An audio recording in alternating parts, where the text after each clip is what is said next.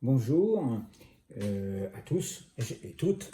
J'espère que vous avez tous passé de bonnes vacances cet été et que le retour n'est pas trop difficile avant la reprise au travail pour les plus actifs et pour les plus jeunes à l'école dès jeudi.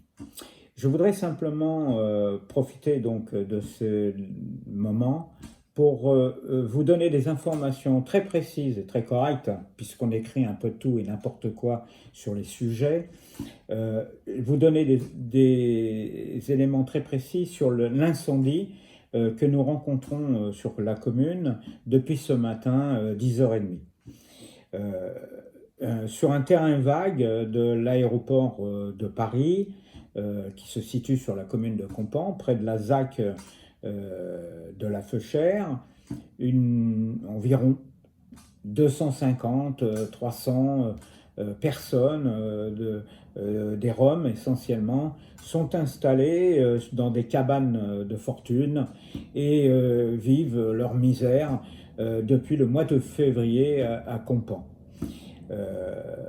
Depuis cette période, et bien évidemment la commune n'est pas restée les bras croisés, d'autant qu'en février il ne s'agissait qu'une dizaine de familles et environ une trentaine de personnes. L'aéroport de Paris a été évidemment saisi à cette époque-là pour demander, puisque nous sommes sur un terrain privé qui ne relève pas de la gestion communale ou communautaire d'ailleurs, donc l'ADP avait été saisie pour demander dans les normes l'expulsion de ce secteur de vie, sachant qu'on est dans un secteur où beaucoup de salariés des entreprises travaillent et beaucoup de sportifs d'aéroport de Paris occupent et traversent ce secteur pour se rendre au complexe de l'entreprise. Depuis cette période-là, les péripéties du dossier administratif ont continué leur cours jusqu'au mois d'avril, je crois, où le tribunal, je crois que c'est celui de Bobigny, a statué et a renvoyé, je ne sais pas dans quelles conditions, la demande d'expulsion qui n'a pas été autorisée.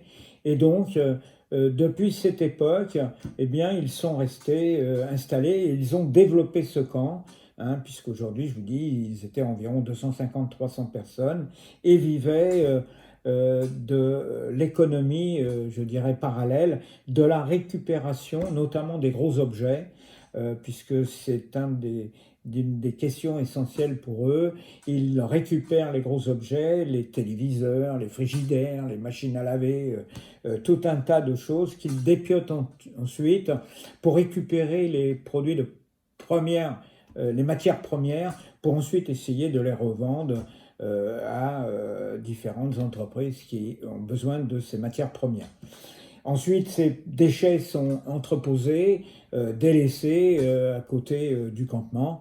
Régulièrement, ils sont y compris brûlés pour essayer d'en éliminer le plus possible dans des conditions défiant toute règle, je dirais, de sécurité et surtout toute règle écologique nécessaire.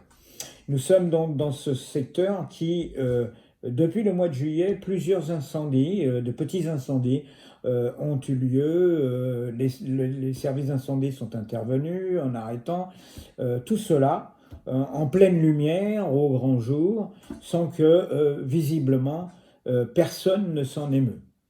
Là, depuis ce matin, visiblement un problème lié soit à un problème ménager d'une cuisinière ou quelque chose comme cela, ou bien alors tout simplement d'un chalumeau, d'une découpe ou d'une soudure, ont conduit à déclencher un incendie qui s'est très vite propagé de cabanon en cabanon. Très vite, ces cabanons qui étaient occupés par ces familles ont pris feu d'une façon très importante.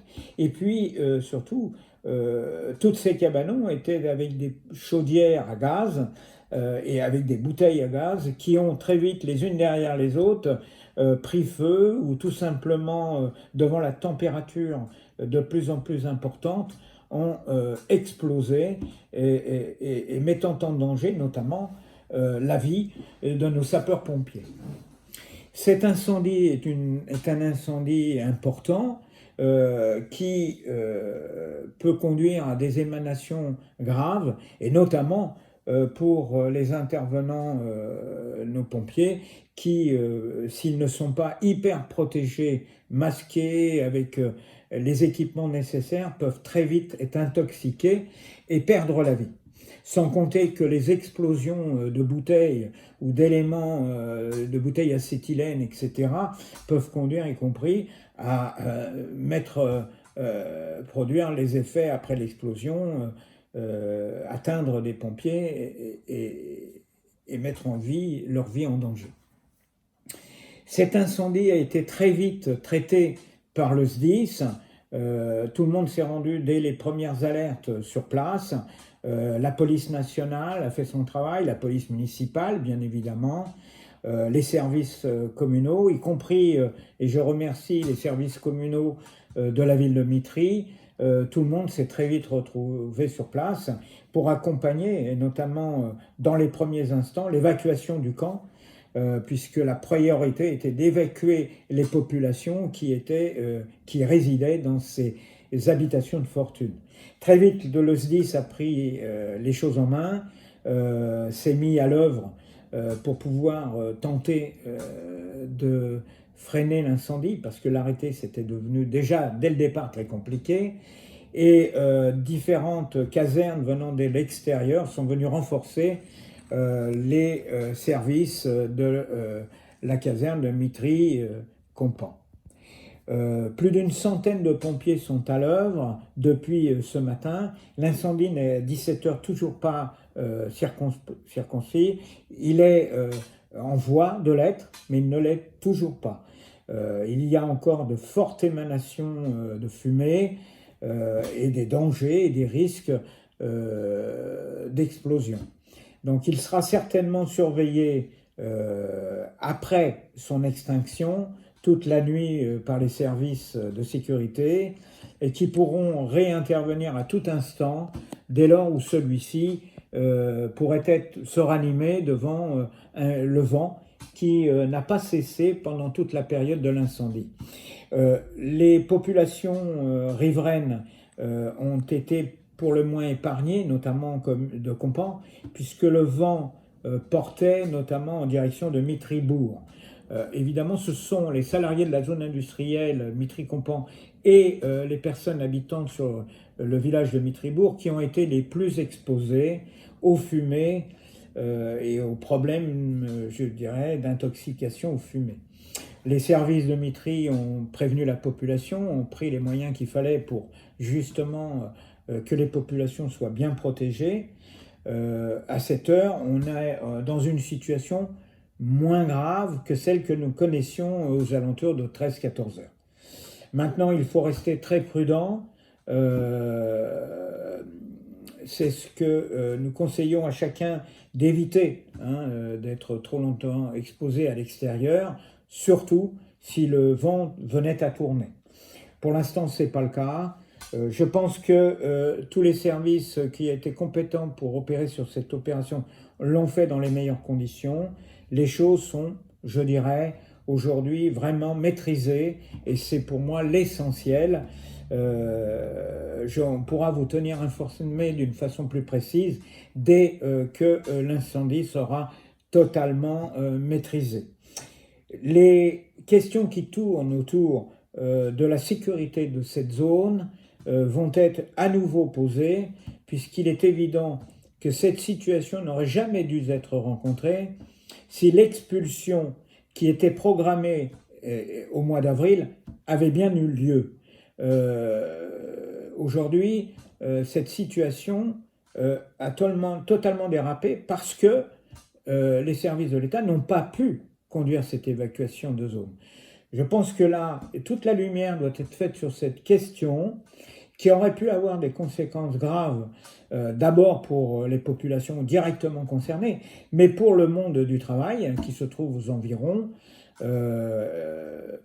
La zone Seveso n'a pas été directement concernée, tant mieux, et bien évidemment, l'ensemble des problématiques qui ont été exposées vont nous permettre de travailler avec Aéroports de Paris d'une façon plus précise sur l'évolution de cette zone qui doit être conduite d'une façon beaucoup plus sécuritaire et surtout d'une manière stratégique beaucoup mieux comprise et connue par tous les acteurs. Voilà, je pense vous avoir tout dit pour l'instant sur cette question. J'y reviendrai dès que j'aurai davantage d'éléments qui me permettront de mieux vous informer. Dans tous les cas, sachez que le conseil municipal de Compan, ses élus, Bruno Angevin suit particulièrement pour la sécurité les évolutions et me tient directement informé. Les personnels, la police municipale de la même manière. Dès que nous aurons des éléments plus précis sur l'évolution et sur la fin de l'épisode, je vous tiendrai directement informé. Voilà, je vous remercie de m'avoir écouté, pris l'attention et surtout, je vous demande de ne pas lire et écouter tous les bruits et les balivernes qui pleuvent d'un peu partout pour essayer de faire mousser et argumenter d'autres éléments politiques qui sont développés par mes adversaires ou des adversaires du village. Je pense que le plus important, c'est de bien donner lecture des informations, les vraies, celles qui conditionnent les problématiques que nous rencontrons, et surtout de ne pas alerter, de ne pas, je dirais, inquiéter davantage les populations qui en ce moment, en lien avec la crise sanitaire, n'ont pas besoin de cela. Je vous remercie et je vous dis à très bientôt, peut-être samedi, pour le salon des associations qui sera ouvert à la salle Coluche et qui vous permettra de pouvoir tous et tous recueillir les informations nécessaires pour pouvoir suivre des activités tout le long de l'année, qu'elles soient sportives, culturelles ou que sais-je encore. Voilà, je vous remercie, je vous dis à très bientôt.